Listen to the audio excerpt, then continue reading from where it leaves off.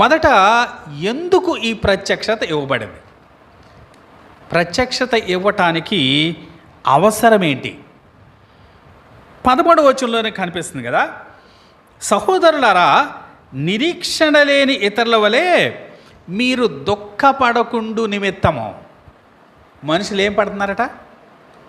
దుఃఖపడుతున్నారు. ఎందుకు దుఃఖపడుతున్నారు? వారు ప్రియులు చనిపోతా ఉంటే దుఃఖపడతా ఉన్నారు. ప్రియులు చనిపోతే దుఃఖపడటం అన్న విచిత్రమా? కానీ వీరు దుఃఖపడేది మామూలు దుఃఖం కాదు. ఎలాంటి దుఃఖం అంటే నిరీక్షణ లేని దుఃఖం. ఎందుకు దాన్ని నిరీక్షణ లేని దుఃఖం అంటున్నామంటే, నిజానికి వారు యేసు ప్రభు అతి త్వరలో తిరిగి వస్తాడు అని ఎదురు చూస్తున్నారు.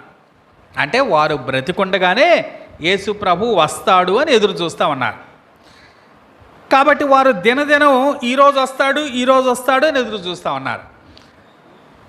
ఈరోజు ఆయన వస్తే మేము ఆయన కలుసుకుంటాం, ఆయన రాజ్యంలో మేము ఉంటాం, మేము సమకూర్చబడతాం అని ఆశతో జీవిస్తూ ఉన్నారు. వారు అలా జీవిస్తూ ఉంటే వారి ప్రియులు కొందరు చనిపోతూ ఉంటే వారికి చాలా బాధ కలుగుతుంది. అరే, యేసుప్రభు వచ్చినప్పుడు మరి వీళ్ళ సంగతి ఏంటి? మనం బ్రతికుంటాం కాబట్టి ఆయన కలుసుకుంటాం, మరి వీళ్ళ సంగతి ఏంటి? వీళ్ళు మిస్ అయిపోతారా?